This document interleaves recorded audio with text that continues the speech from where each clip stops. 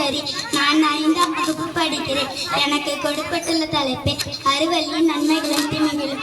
இவ்வுலகில் கோடிக்கணக்கான உயிரினங்கள் வாழ்கின்றன.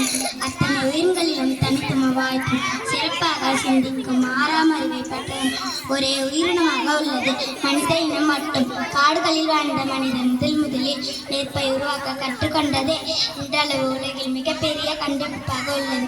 நெருப்பை கட்டுப்படுத்திய மனிதன் இன்று புவியை தாண்டி அண்டம் பேரநித்தியம் தன்வசம் கட்டுப்படுத்த முயற்சி மேற்கொள்கிறார். மனிதனின் அத்தனை கண்டுபிடிப்புகளுக்கும் அறிவியலே ஆகும். இத்தகைய அறிவியல் கண்டுபிடிப்புகளால் மனிதனுக்கு பல நன்மைகள் கிடைத்துள்ளன. அதே சமயம் அறிவியலால் தீமை இல்லை என கூற முடியாது. அறிவியல் கண்டுபிடிப்புகளால் இன்றைய மனிதனின் சராசரி ஆயுட்காலம் உயர்ந்துள்ளது. அதே சமயம் அறிவியல் கண்டுபிடிப்பு ஏற்படுத்திய சுற்றுச்சூழல் சீர்கேட்டால் பல புதிய நோய்களால் மனித இனம் துன்பப்படுகிறது. பசுமை புரட்சி எனும் அறிவியல் இயக்கத்தால் உணவு உற்பத்தி பெருகுது. இதனால் பல இன்று உலகில் பசி பட்டினியும் குறைந்துள்ளது. மற்றொரு புறம் ரசாயன உரங்களால் நம்ம மலடாக்கப்படுகிறது.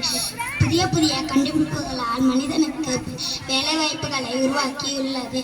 இதனால் பல வறுமையிலிருந்து மீண்டு வந்துள்ளன. சிலர்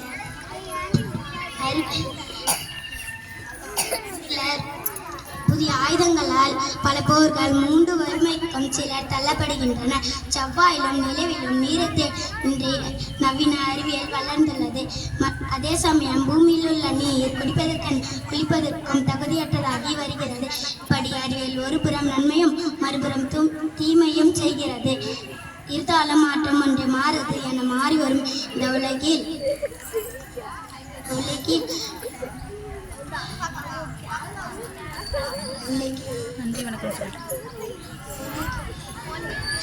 அறிவியலை புறந்தள்ள நாம் முடியாது.